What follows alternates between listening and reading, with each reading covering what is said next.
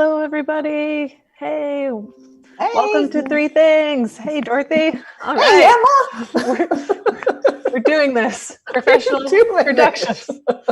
We came out there with a lot of motion. I like that. Welcome, everyone tuning in from home or from a field, social distancing with your laptop somehow. This is Three Things. This is the Tyee's live stream webinar, live stream show.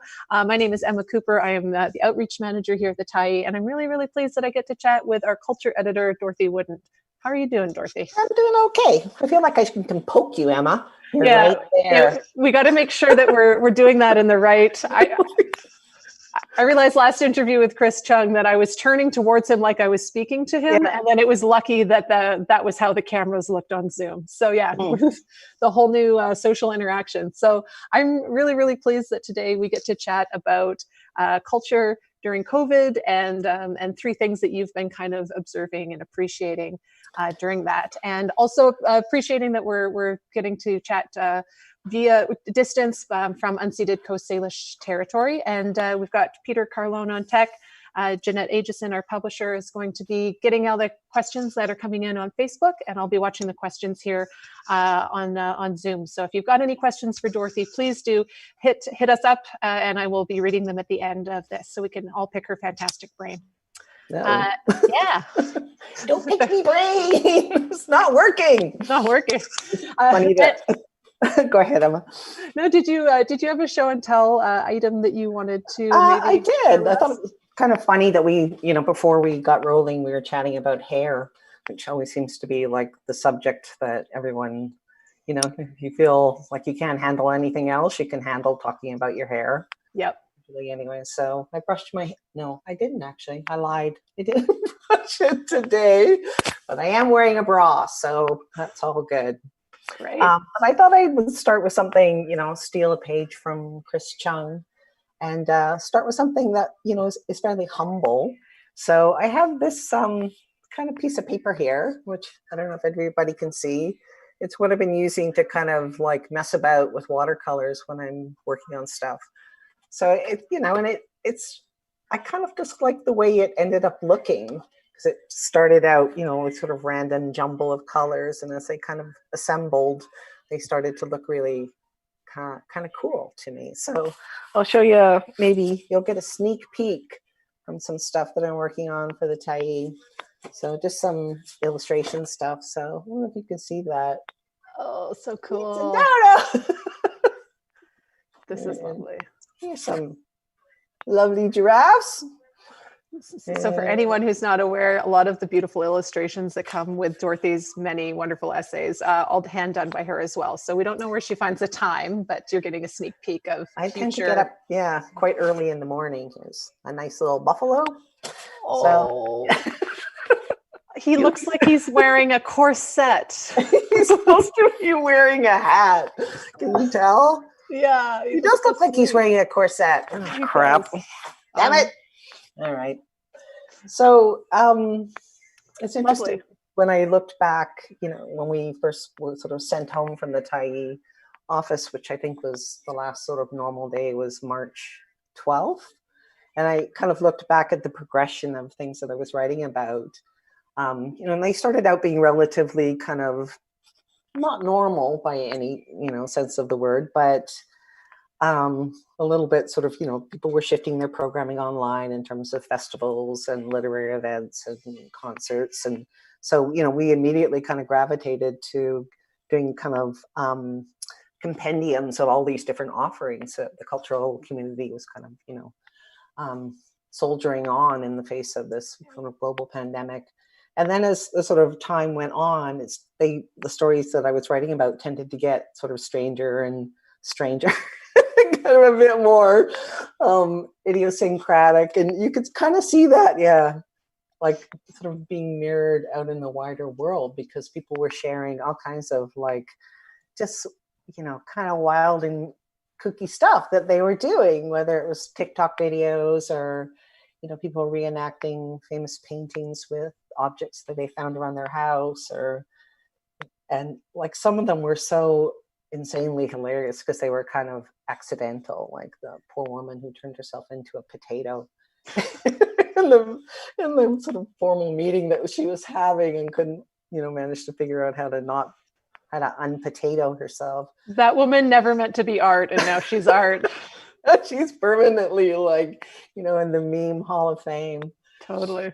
So, and there was something about that kind of flowering of creativity in a really kind of individual and personal way for myself, but also in the kind of wider world, that was really, really fascinating, because so much of it was, made at home drawn, with stuff that you can kind of, that you have at hand. And that kind of became this really sort of highly individualized and highly kind of, sort of sui generis, this explosion of creativity. And to me, that was really, really exciting, and kind of to tap into that energy myself, and do a lot of drawing, and just get weird with it, because the stakes are quite low at the moment, so you can do all kinds of crazy stuff and share it with the world.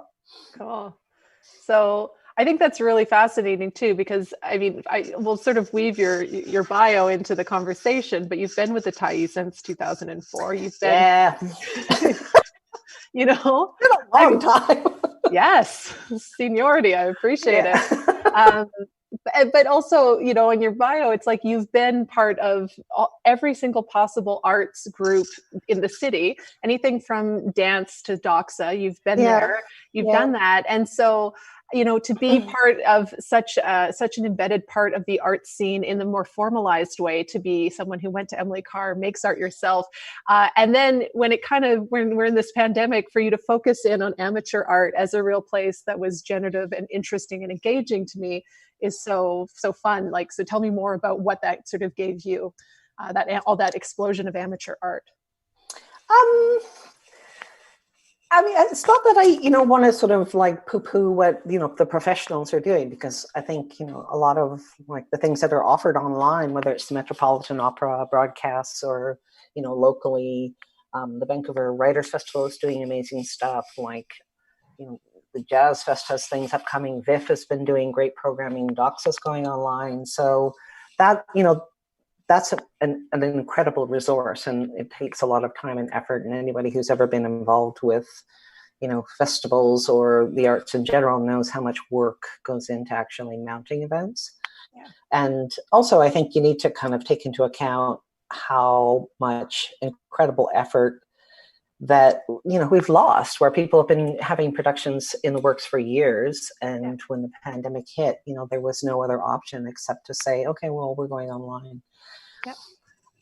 But the other thing, to sort of circle back to your question, Emma, is that I think because we're all kind of interconnected in this sort of global community via our computers, where we're sitting 24 hours a day, it seems like all of a sudden, ordinary people, or people who weren't, professional artists, were able to share their work as easily, and you get access to stuff that you hadn't never seen before.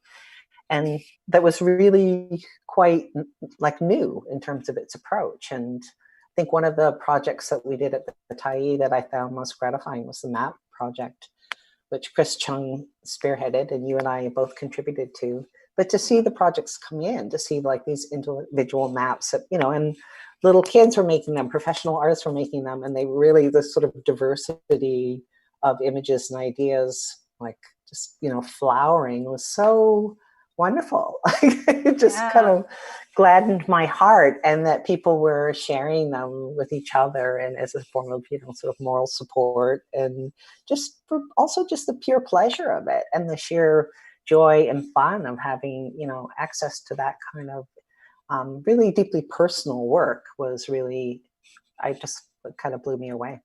Yeah. And it was definitely a heartening experience to make it too. I like to dabble painting. It's not what I do normally. I consider myself a creative person, but sort of sitting down and being like, oh, I said I'd get to this to Chris yesterday, go. And then trying to think about my day to day and sort of map that out it was so fun, and getting to think about the friends that I'm seeing regularly, and then just having to make something that would be a finished thing and then be done with it. It was a very nice way to process what we're all kind of going through. Yeah. And I find actually being able to kind of step away from the computer and, go outside with your sketchbook and just mess about for a while, like, sketch the birds or flowers or whatever, and really look at the world. Like, that's the thing that has keeps sort of hitting me again and again over and over, is that in terms of slowing down of your own life, but also, the sort of culture in general, is that added time to really think about stuff, to feel stuff, to look at stuff. Like the other day I wrote a story for the Tyee about smelling things, going outside in the morning and just taking a deep whiff of the morning air. And I sat down to do a drawing to accompany the story of cherries. And so I had to really look at a bunch of cherries. And, the more closely you look at something, or more deeply, the more unbelievably beautiful everything becomes. Like the colors and the shape. And you're just like, the sheer excess of beauty is just overwhelming sometimes. So to have that opportunity to really just sit and look at the world has been, in some ways, a great gift. That's neat. And I think that is something that I've heard echoed from other folks who have the space and time to take pause. And it seems like with that comes up another theme that sort of emerged in our pre-conversation to this, which is when you kind of have the space and time to sit down and take a minute, almost let your nervous system like take 5. There's then you can start feeling your body, feeling things, and there's a bit of vulnerability that comes with that. And sort of how do you feel vulnerability is sort of emerging in the arts that you're looking at and experiencing, enjoying, or just in, like you said, private moments or your own art practice? For me, it's been a real process. So, because I hadn't drawn for, I don't know, probably since I graduated from Car, and that was like 1997, I just stopped. And then just this spring, oddly enough, I started again. And so it was like this kind of reemergence of that way of looking at the world, which is quite different from writing. Your writing brain, it's very analytical, it's very kind of left brain, and very kind of, it's like a muscle that's been overworked. So your right brain, when you're kind of in drawing mode and it's not intellectualized, it's not, wordy, it's not even rational or logical in the same way, it feels very liberating. And I think to be able to share that with an audience or with people out there in the world has been, it feels vulnerable, but it also feels really great, right? To be able to say, like, this is what I'm doing, and this is what's happening in my life right now, and I'm going to tell you about it, right? So often when I sit down to write a Tyee story, I don't necessarily always have an idea in mind. A lot of the time, I have no idea in mind. Like, I'll be looking out the window and, watching the flickers, which have built, like, there's a giant hole in the deck where they hammered out where they're going to build their nests. And I'm just kind of watching them, and I'm thinking about, summer and romance and sort of love being in the air. And that kind of turns into a story about, how do people fall in love during a global pandemic?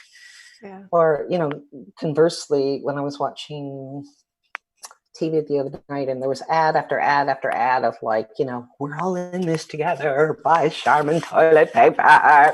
You think, you start to go a bit crazy, and then you think, why am I raging against Charmin toilet paper of all things? So, then you sit down and you think, what is this? What is this really about? Right. Yeah. And then you kind of, you grab onto the tail of the story, and you kind of like try to hold on for dear life to kind of get to what's really happening, or what you're really, trying to express. Yeah. Well, and I'm hearing from you too, if you there's that piece where you do need, you have the feeling of being mad at Charmin toilet paper. Clearly we're not sponsored. Damn you, Charmin toilet paper. So you're feeling that, but then you do need that minute afterwards to not just have to rush off and pick something up and go do an errand and so on. You need that minute afterwards to go, oh, that's silly, and I'm going to engage with that. And like you said, grab hold of the tail and try to find the story. So do you feel like you've got more space to do that? And do you feel like you're engaging with drawing and painting now for stories is kind of influencing and changing how you write these days? Yeah. one of the stories that I was really quite proud of and happy with was one that I wrote a while ago about, it had the drawing of a pit pony on the sort of as a kind of introductory metaphor. And it's sort of always been shorthand between my sister and I when we're kind of working like, mad people, to say you're in pit pony mode. And it kind of harkens back to this television movie that was on CBC about this very sad little pit pony who worked in a mine in Nova Scotia hauling coal. And of course, there's a gas leak in the mine. And because the pit pony has been so well trained that, his only role and function in life is to work, he goes back into the mine and gets blown up. And that's the end of the pit pony. So, it's a bit of a sad story. Yep. But it's also a reminder that we kind of give to each other of like, you're not all about work. Like, there are other things in life. And to be able to sort of sit down and have a little bit more time and, breadth to kind of think about ideas and let them kind of, you work on them and then you kind of let them settle in your mind and then go back in and just sort of parse out what's really, what's the most important part of it, what's universal also. If it's happening to you, I think it's probably happening to a lot of other people as well.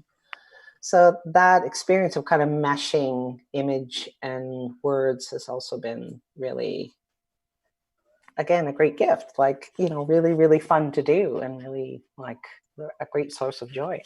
Yeah. Well, and I see in the comment section, we have a request for you to illustrate a children's book. Oh. So someone's just saying, get on it. Oh, wow. All right. Okay. I know you're enjoying those minutes of downtime, but we'd like to see a children's book. So I'm on it, baby. Excellent. Well, and I'll just give a shout out to all the places we've got people listening in from or watching from. We've got San Antonio, Texas, Niagara, the downtown east side, Sudbury, Ontario, Tsleil-Waututh Territory, Whistler. And I know our editor-in-chief, Robin Smith's mother, it's her birthday today, and she is a big fan of yours. So she's happy birthday. Yeah, so I love it. And one question that we just had from the audience is, if there's all this sort of explosion of amateur art and this exciting kind of movement in that direction that you're experiencing, how do we continue that kind of blossoming of community? Oh, that's a really good question. I mean, I kind of keep circling back to that as well, thinking, so when we go back to normal life, like, do we keep doing the things that we are doing right now? Like, how do we maintain that degree of openness, that degree of sharing, that degree of, like, again, community is the perfect word. And I'm not sure, because I'm almost a little bit reluctant in a strange way to go back to the sort of normal world, because this world that we're in at the moment has provided me and given me with so much to kind of contend with and think about. I think we just need to maintain those networks as much as we can, and to be able to kind of continue to share with each other, honestly and openly, and with the same degree of generosity and spirit. I mean, I'm going to try, like, it, I don't really want to go back to like working like a pit pony. I want to kind of, yeah, stay free in the field, frolicking. And I think that's what we're all sort of hoping we can hold on to, is keep the good bits that we're learning through this and take it in as things start sort of coming out. Now, I'm going to interrupt your thought with some breaking news, Dorothy. You just won silver in the Digital Publishing Awards for Best Columnist. So congratulations. That is happening elsewhere in a different room, on a different Zoom, in Toronto. Oh, that's great. That's so huge. Congratulations. That's your second award, not just for one, huge deal to win just for one really amazing piece of work, but that's your second award for just a columnist for this like entire body of work that you're generating all the time. So, oh, Lord. Did you have a speech prepared? No pressure. I'd like to thank the Academy. Yeah, that's huge. I'd like to thank the Tyee, right? I mean, I've been involved with the Tyee for such a long time, and I still remember very clearly that day Dave Bierstein were in, having cheap sushi somewhere downtown, and he's like, I'm going to start this online magazine called the Tyee. And I was like, the what? Tyee?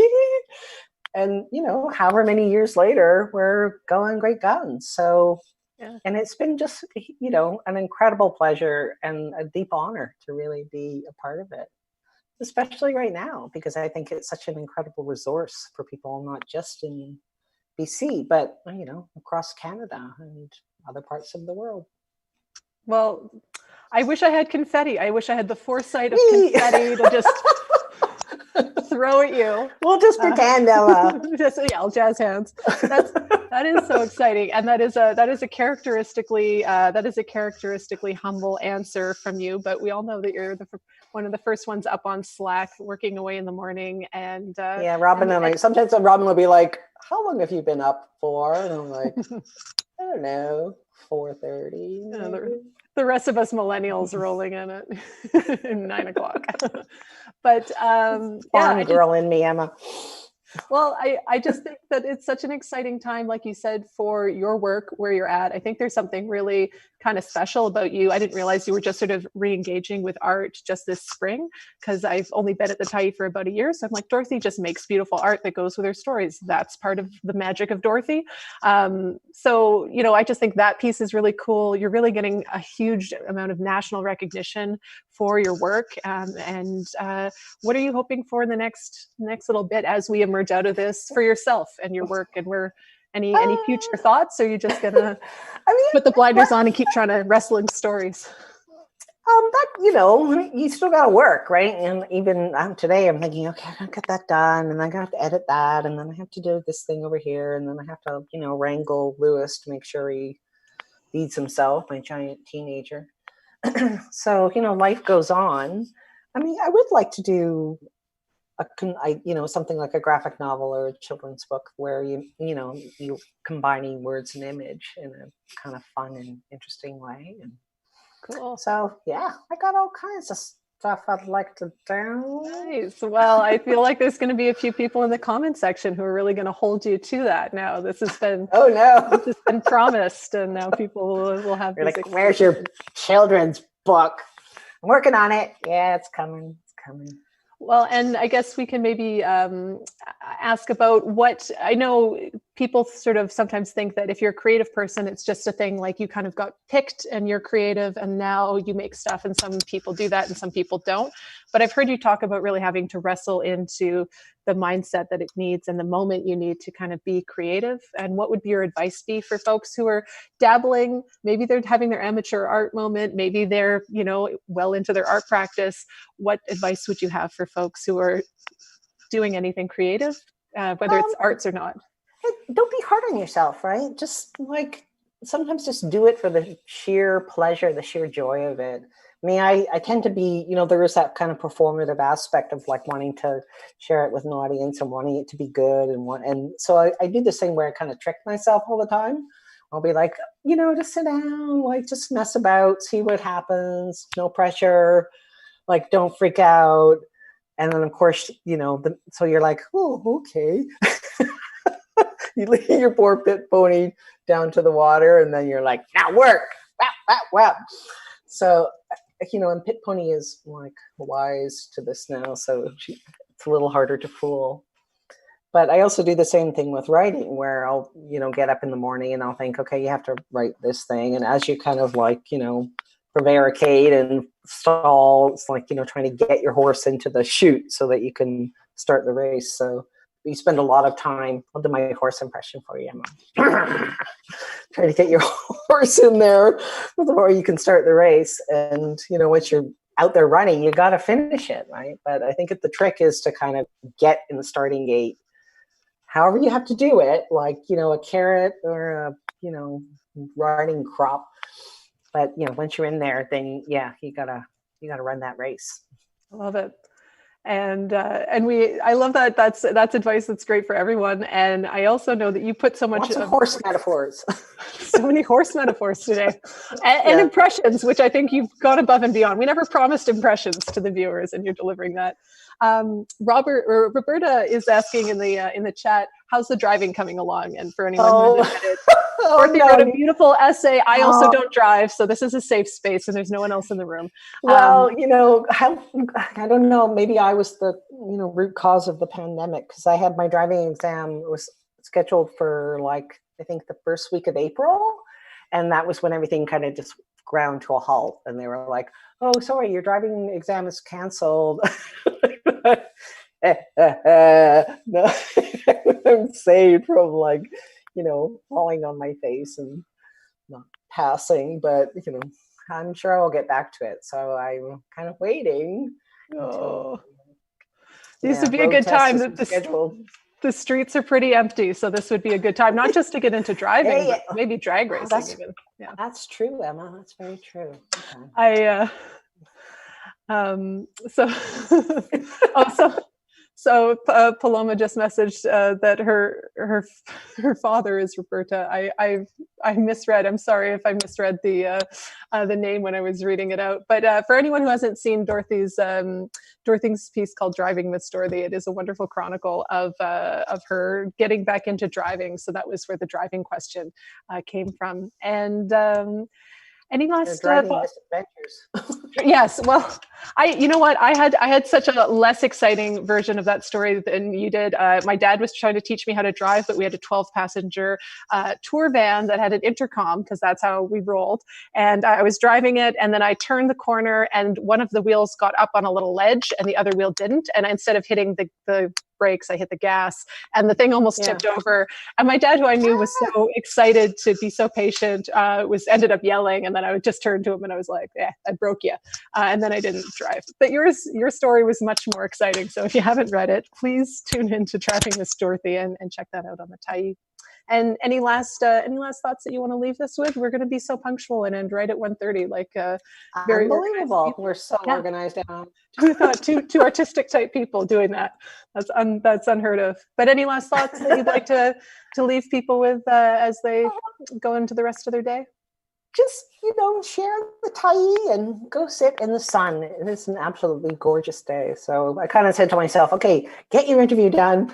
You can go flake out this afternoon and, you know, sip a cider and have some sun on your face. So I think everyone should do the same. Excellent. Well, thank you so much for talking a little bit about the amateur art vulnerability, a little bit about your own process. We'll call that 3 things. Thank you so much, Dorothy, and congratulations on again on your big win. Thank you. Thanks. See you guys next week, where we're going to talk to Katie Hislop, reporter extraordinaire. Thank you guys so much for watching, and take care. Bye-bye. Bye.